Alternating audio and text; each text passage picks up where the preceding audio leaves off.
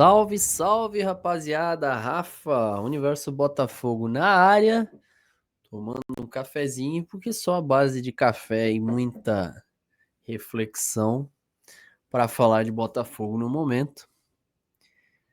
Meus amigos, a coisa tá feia. O que a gente já sabia que era muito feio vai tomando um caminho em que, antes de entrar, né, em todos os pormenores aí da história toda, é muito fácil fazer um breve resumo de que o Botafogo foi parar nas mãos de gente muito pilantra. Isso é uma coisa muito explícita.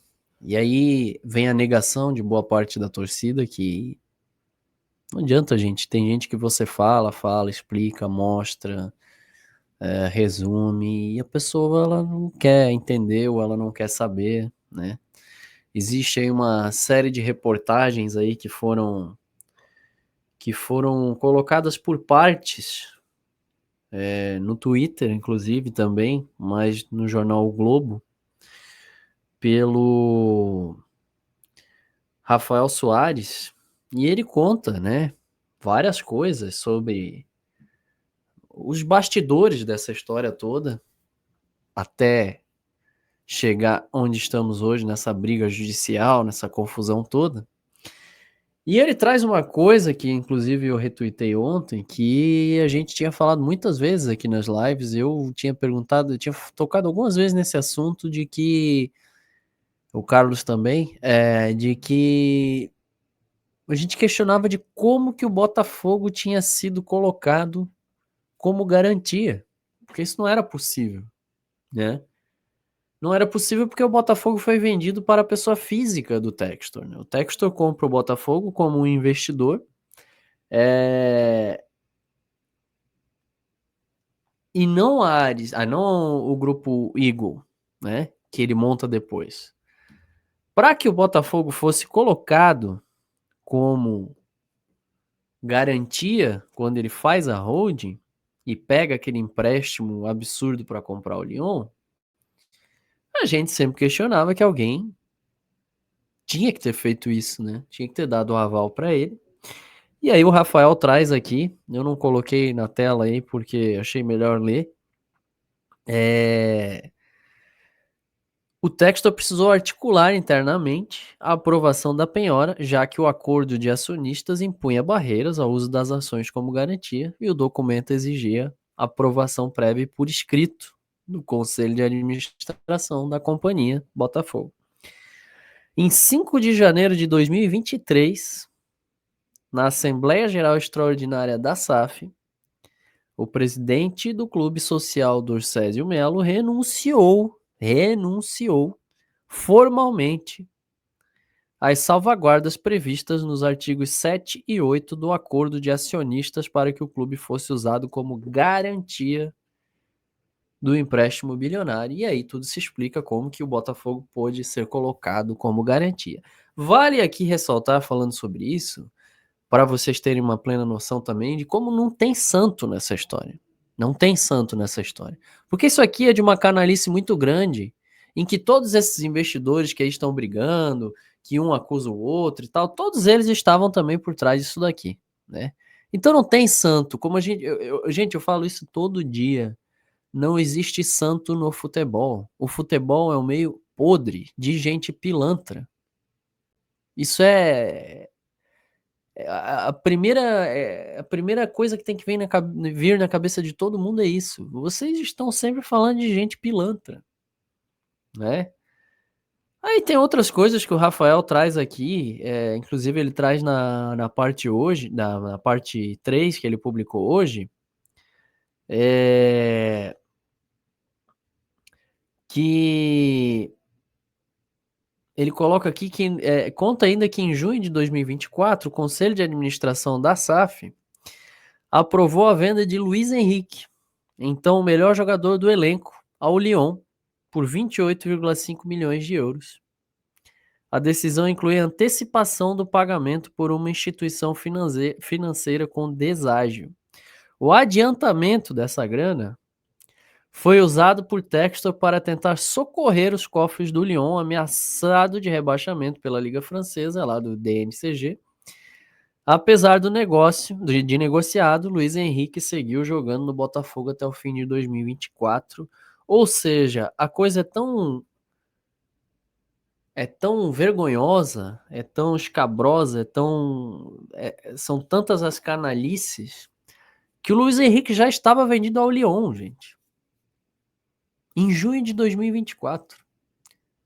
Quer dizer, ele mal chega ao Botafogo e ele já foi vendido para o Lyon e ninguém sabia disso. Ninguém sabia disso. Então são tantas as canalices, são tantas as voltas. Agora, uma coisa é muito certa. Essas pessoas do associativo, elas deveriam ser extremamente cobradas. O Durcésio que assinou isso, todas as pessoas do associativo que deram aval para que isso acontecesse, né? Porque o rabo deles está no meio disso. E se está acontecendo tudo isso, a culpa é deles. Que bom que ainda, apesar dessa bizarrice que eles fizeram, tenha aparecido o Grupo Ares no meio dessa história toda, para que o Botafogo ainda tenha a possibilidade de ficar na mão de um grupo sério e grande, gigante, que é o Ares. Porque se fosse só na mão do texto ou pessoa física, a coisa seria pior ainda. E aí eu volto a falar, gente, tem gente que não entendeu que o Botafogo, se ficar nas mãos do Textor, exclusivamente do Textor, é uma loucura, gente. É uma maluquice. É uma maluquice. Vou ler outra parte aqui, ó. No balanço, a SAF classificou os empréstimos como operações estrategicamente planejadas para maximizar a liquidez, assegurar o cumprimento das obrigações e garantir a sustentabilidade das operações do grupo como um todo.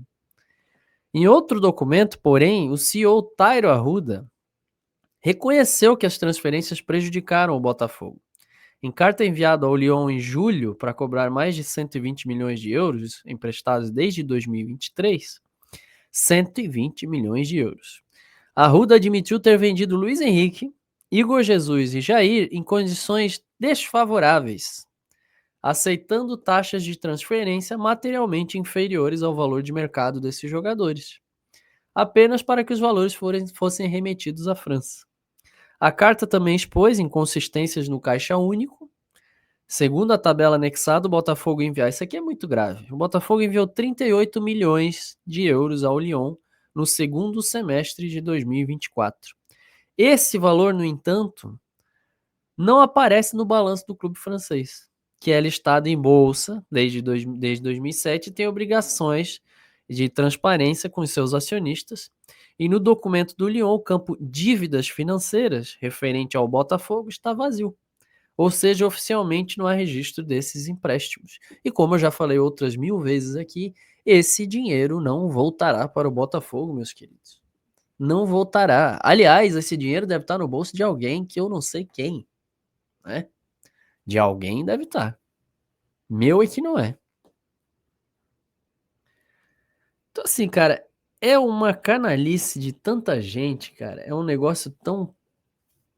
Cara, é tanta pilantragem envolvida no meio do Botafogo. E desde que essa holding foi criada, e desde que. E aí as pessoas não sabem separar, né? Porque tem gente que, como ganhou esses 2 títulos de 24, colocam um Textor num pedestal dentro de uma igreja textoriana e não adianta. Você pode mostrar o que for pro cara, ele não quer saber, ele vai te dizer, não me interessa, eu amo esse cara. Assim como acontece com política que a gente vê todo dia, com religião, com tudo, não vou entrar nesse assunto aqui, mas as pessoas, elas são cegas, elas têm um fanatismo de ambos os lados fanáticos, ambos os lados adoecidos com todas essas questões. E a verdade às vezes está ali na frente das pessoas e eu não quero saber, não quero ver, não quero saber, tenho raiva de quem sabe, né? O fato, gente, é que o Botafogo fica no meio disso e o tempo está passando, né? Soma-se tudo a isso a brilhante ideia, né, desses gênios, dessas pessoas maravilhosas que cuidam do Botafogo, hoje a gente ficou sabendo que o Montoro foi liberado para o Mundial Sub-20. O Montoro e o Barreira, que já estavam lá, eles foram liberados para o Mundial Sub-20. Afinal de contas, o Botafogo tá nadando de braçada na tabela do Brasileirão, tá classificado na Libertadores, na Copa do Brasil, cheio de jogadores. Então, para que segurar o Montoro e o Barreira, né? E aí eu me coloco no lugar do Montoro e eu penso que ele tá mais do que certo, gente. Ele tá mais do que certo, porque ele não foi colocado para jogar naqueles 2 jogos. O imbecil do treinador vem e fala que ele não tem intensidade para jogar. Então, assim, eu fico pensando, me colocando no lugar do jogador, cara, ele tá mais do que certo. Vai lá jogar o Mundial Sub-20 para ser vendido de uma vez, afinal de contas, é para isso que foi até trazido. O Textor traz esses jogadores sub-20, Natan, o Montoro, o Barreira. Ele quer que os caras vão até lá jogar esse Mundial Sub-20 porque ele quer grana, ele quer vender os caras. Ele tá pouco se fudendo com o Botafogo. Se o Botafogo precisa de ponta, se não precisa. O Botafogo, gente, de 2025 é algo protocolar. É um navio petroleiro à deriva. É um navio petroleiro no meio do mar em que o capitão pegou e falou: valeu, galera, tô pulando no meu bote salva-vidas e vocês que se virem. Esse é o Botafogo de 2025. Um clube destruído nos bastidores. Destruído. Cada dia sai um profissional. Aí hoje, saiu aí o cara que era o coordenador de preparação física ali, treinava já desde 2024 os caras, levava para treinar no espaço que ele tem particular lá e tal. Esse cara, tchau, se despediu hoje. Ou ontem. O Scout, quem acompanhou a última entrevista do senhor do senhor Alessandro Brito, sabe que ele vai meter o pé em dezembro. Muito provavelmente, se é que não mete antes ainda o pé. Vai meter o pé. Porque ainda que ele seja um grande 171, o americano, ele se cercou de pessoas competentes, né? Profissionais bons, apesar que eu tenho várias críticas ao scout que ainda é usado também. Apesar de ser um scout que acertou em vários jogadores e errou em muitos jogadores também. Em 2025 é um desastre o que o scout fez. Mas são profissionais respeitados, têm seu valor e tal. E cada vez mais esses profissionais estão saindo do clube. Estão saindo do clube, estão entendendo que a barca está afundando, né? E a gente não sabe de 2026. Quem vai ser o dono, quem vai colocar dinheiro, quem manda e desmanda. A gente tem um aprendiz de estagiário, não é nem de técnico, ele é um aprendiz de estagiário. Que assim, esquece, esse cara é danoso, o Botafogo vai ficar fora do G6 se esse cara estiver na frente do clube, comandando o time, isso pode ter certeza. Mas assim, o Montoro foi para lá também, o Barreira, não tem problema, afinal de contas a gente tem o glorioso, o monstro Joaquim Correia, né, que tem uma raça assim contagiante, né? Cara, assim, falar de Botafogo, cara, pensar no Botafogo hoje se tornou um negócio assim, um calvário, cara. Parece que é a sensação é de que o botafoguense ele não tem paz, cara. Vem o ano de 2024, ano mágico, a gente vive, pensa que 25 vai ser um ano legal também.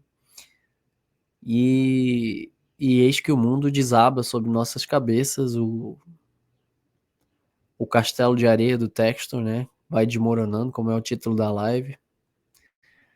E com aval de todos eles. Todos eles que precisam responder. Essas pessoas tinham que responder sobre isso. Responder, eu digo responder não só verbalmente, mas judicialmente por isso. Porque o que foi feito com o Botafogo nos bastidores, na calada da noite, da maneira que foi feita, as pessoas precisam responder. Valeu, galera! Só para falar mais ou menos rapidinho sobre isso, eu e o Carlos vamos programar uma live para falar melhor sobre isso. Eu comunico vocês aí. Ativa o sininho aí, segue o Universo Botafogo, mas não ativa o sininho. Ativa ali, galera, porque quando tem conteúdo novo, live, vocês recebem ali o aviso e não perdem ali de assistir ao vivo e tal, e trocar uma ideia com a gente. Não conhece o Universo Botafogo? Inscreva-se aí no canal, deixe seu like aí na transmissão, manda pro brother que gosta de futebol, pro amigo botafoguense. E a gente logo, logo tá por aqui de novo. Valeu, pessoal. Aquele abraço.